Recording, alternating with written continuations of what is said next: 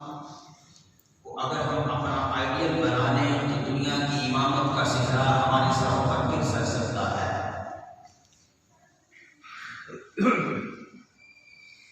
جشن فلک گواہ ہے کہ صحابہ کرام کا ہرا و دستہ صداقت، عدالت، شجاعت اور شرافت کے لباس سے مزین تھا، جنہوں نے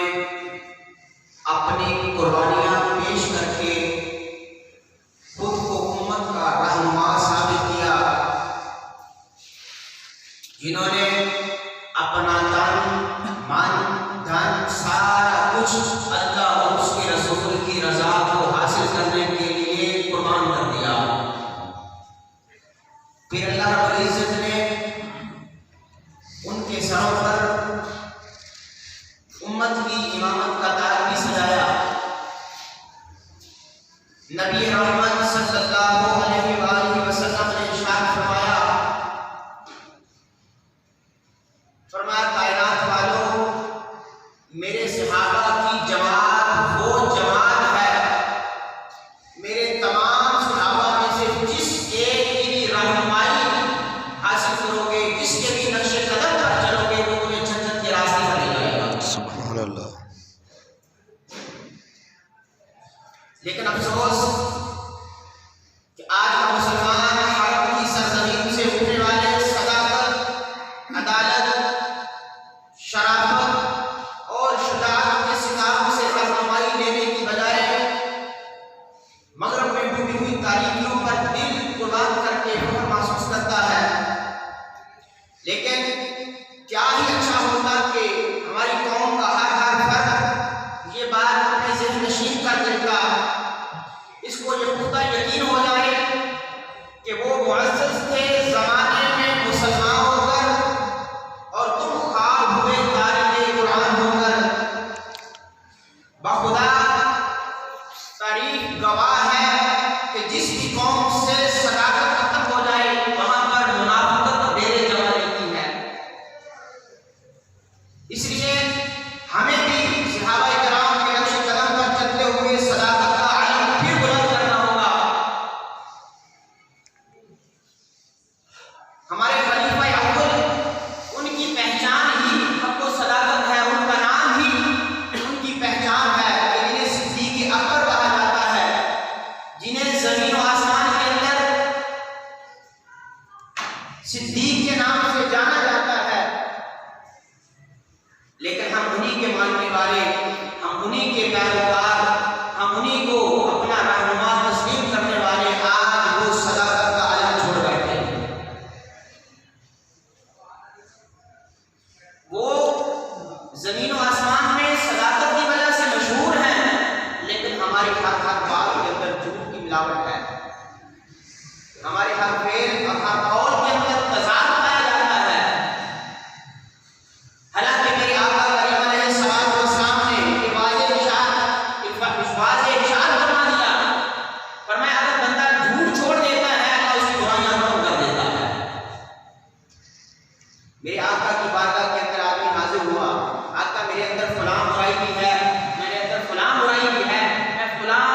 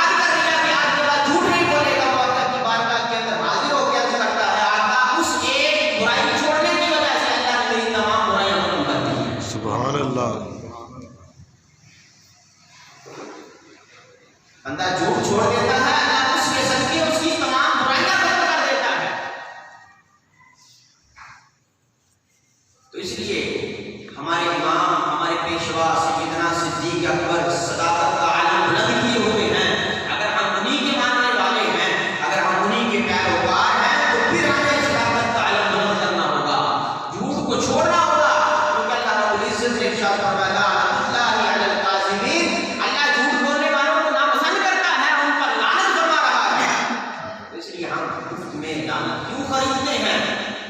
حالانکہ سچ بولنے والوں پر اللہ کی رحمت ہوتی ہے، اللہ کا ساتھ دیتا ہے، اور جھوٹ بولنے والوں سے وہ نفرت کرتا ہے اور ان پر لعنت فرما رہا ہے۔ اس لیے ہمارے خلیفہ اول سیدنا صدیق اکبر ہیں، جن کا نام ہی صدیق ہے، ان کی پہچان ہی سچ ہے۔ اس لیے ہمیں بھی دوبارہ جھوٹ کو چھوڑ کر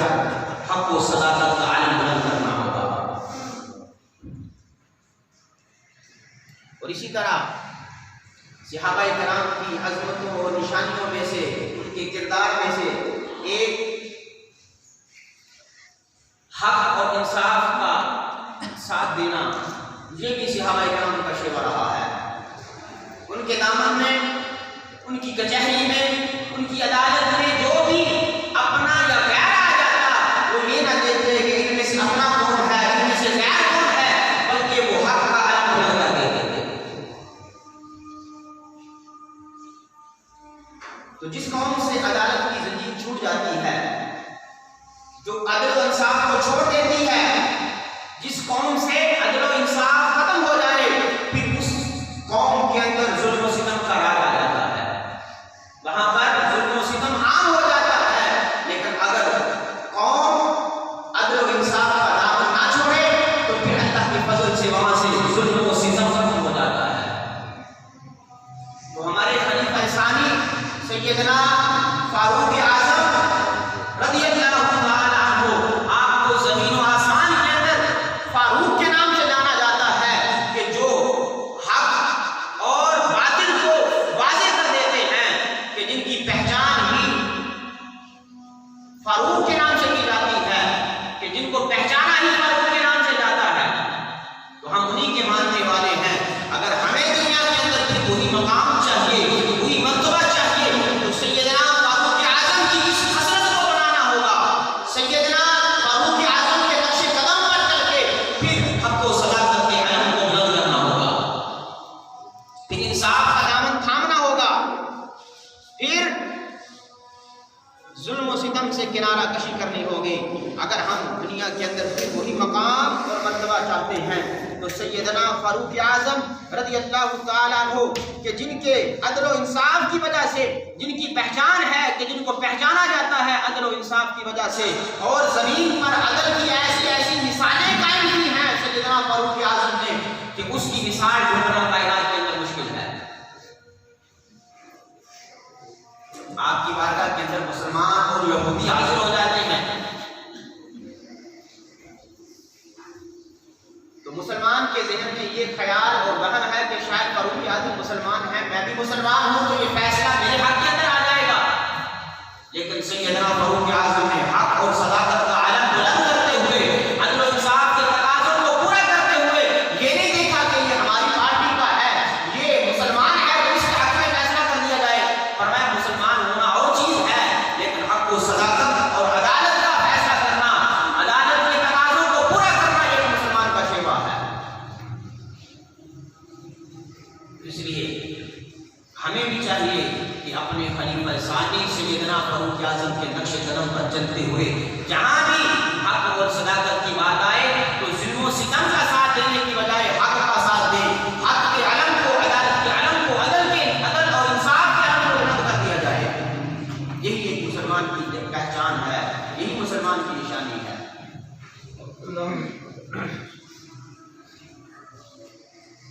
اسی طرح شرافت ایک ایسی چیز ہے، حیا ایک ایسی چیز ہے کہ جس قوم کے اندر یہ شرافت پائی جاتی ہے، جس قوم کے اندر سے یہ شرافت ختم کر دی جاتی ہے، وہاں پر بے حیائی اور اسی طرح گناہ جو ہے وہاں پر ڈیرے جما لیتے ہیں۔ آقا کریم علیہ السلام کی بارگاہ کے اندر بے آقا سید عالم ارشاد فرماتے ہیں کہ جس سے حیا ختم ہو جائے پھر وہ چاہے زمانے کے اندر جو مرضی کرتا ہے، اس میں حیائی باقی نہیں ہے، پھر اس کو سمجھانے کی، پھر اس کو اور دلیلیں دینے کی کیا ضرورت ہے؟ بے آقا نے فرمایا جس میں حیا نہیں ہے پھر وہ جو چاہے کرتا ہے۔ ہمارے خلیفہ ثانی سیدنا حضرت عثمان غنی رضی اللہ تعالیٰ عنہ، زمین و آسمان کے اندر ان کی پہچان ہی شرم و حیا ہے۔ میرے آقا کریم علیہ السلام تشریف فرماتے کہ سیدنا ابو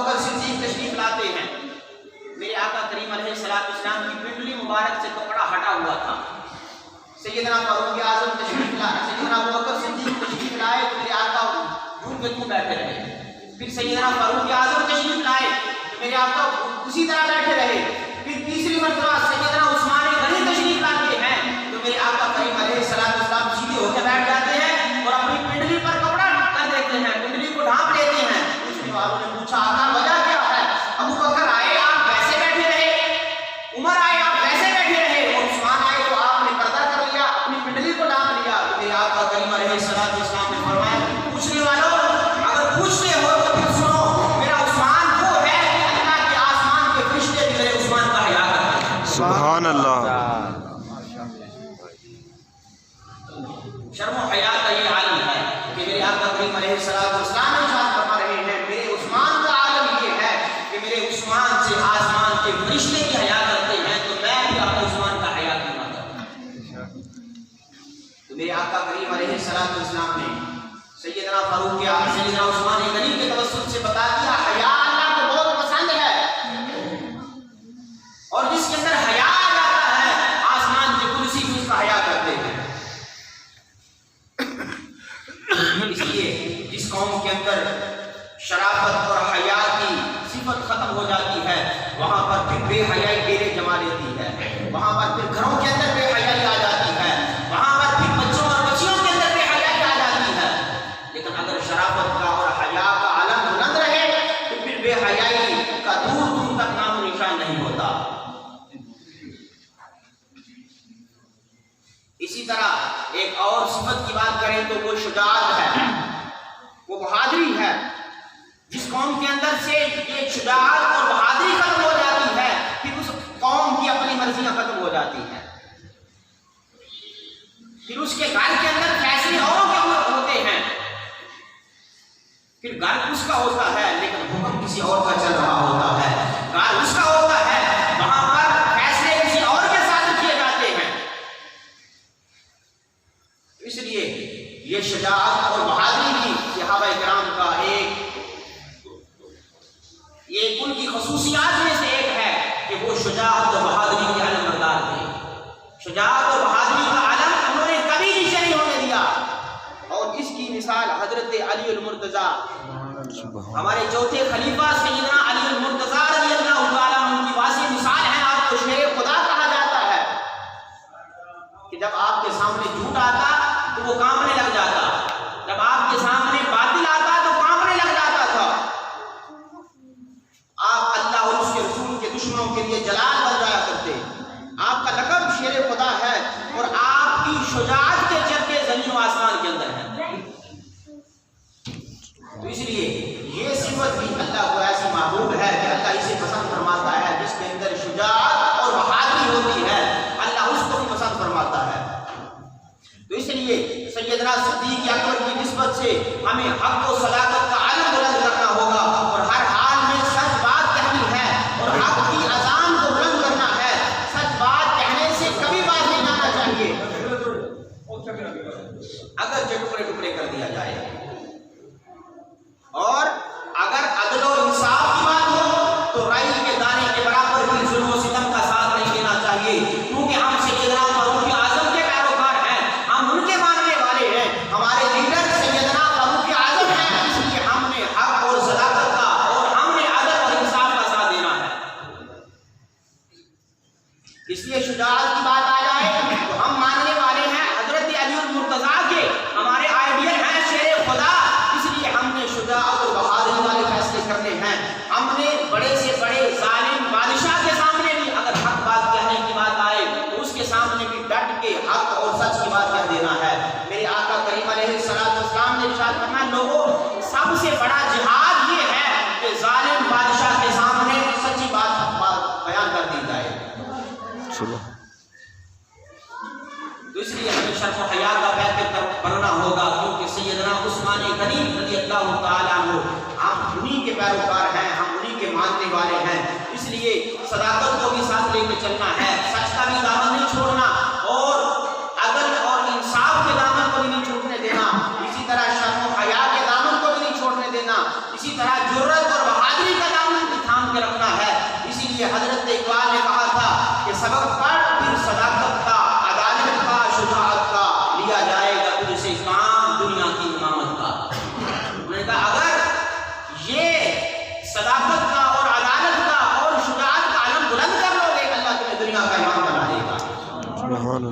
لیکن اگر ہر بندہ اپنے آپ میں یہ سمجھتا رہے کہ اگر میں جھوٹ بولوں گا تو پھر میرے جھوٹ بولنے سے اکیلے سے کیا ہوگا، اگر میں سچ بات سے انحراف کروں گا، اگر سچ بات کو چھوڑ دوں گا تو پھر کیا ہوگا، ہر بندہ اگر اپنے اپنے ضمیر میں یہی سوچتا رہا تو پھر قومیں جو ہیں وہ عروج پر جانے کی بجائے وہ زوال کی طرف آتی ہیں، پھر قوموں پر زوال آنے شروع ہوتے ہیں۔ بندہ اگر ان چیزوں کو، ان خصلتوں کو، ان عادات کو چھوڑ دیتا ہے، اگر صداقت کا علم چھوڑ دیتا ہے، اگر عدالت کا علم چھوڑ دیتا ہے، اگر شجاعت کا علم چھوڑ دیتا ہے، اگر شرافت کا علم چھوڑ دیتا ہے تو پھر وہ عروج پر جانے کی بجائے زوال کی طرف آنا شروع ہو جاتا ہے۔ لیکن اگر کوئی قوم زوال کے اندر ہو، اگر کوئی قوم ڈوبی ہوئی ہو تو ان صفات کو اپنا لیتی ہے۔ اگر کوئی گھر ڈوبا ہوا ہو، اگر کوئی بندہ ڈوبا ہوا ہو اور وہ ان عادات کو، ان صفات کو اپنا لیتا ہے، صداقت کو اپنا شیوا بنا لیتا ہے، عدالت کو اپنا شیوا بنا لیتا ہے، اور حق اور صداقت کو، شجاعت اور بہادری کو اپنی عادت بنا لیتا ہے، تو پھر اللہ اسے زوال سے اٹھا کے عروج پر لے جاتا ہے۔ اس لیے ہمیں پھر مڑنا ہوگا اس قوم کی طرف کہ جو ہمارے لیے رہنما ہیں، جنہوں نے حرم کی سرزمین سے اٹھ کے ہمارے لیے بہترین نمونے، میرے آقا کریم علیہ السلام نے جو نمونے ہمارے سامنے، بہترین نمونے اسوہ حسنہ کی روشنی میں ہمیں ملتے ہیں۔ میرے آقا کریم علیہ السلام نے جو صدیق اکبر کو جو فیض عطا فرمایا، جو سیدنا فاروق اعظم کو فیض عطا فرمایا، جو سیدنا عثمان غنی کو فیض عطا فرمایا، جو سیدنا علی مرتضیٰ کو فیض عطا فرمایا، جو سارے صحابہ کرام کو فیض عطا فرمایا، اگر ہم صحابہ کرام والا وہی فیض چاہتے ہیں تو پھر ہمیں بھی وہی عادات اپنانی ہوگی، ہمیں بھی صداقت کا، شجاعت کا علم بلند کرنا ہے، ہمیں بھی شجاعت اور شرافت کا بلند علم جو ہے اس کو تھام کے رکھنا ہے، تاکہ اللہ تبارک و تعالیٰ نے جو مقام اور مرتبہ اس قوم کو عطا فرمایا وہ دوبارہ اس قوم کو عطا فرمائے گا۔ اس لیے اللہ تبارک و تعالیٰ ہمیں عمل کی توفیق عطا فرمائے، ہمیں صحابہ کرام کے نقش قدم پر چلنے کی توفیق عطا فرمائے، اور ہمیں صحابہ کرام سے کے فیض سے تحابت فرمائے۔ وما علیہ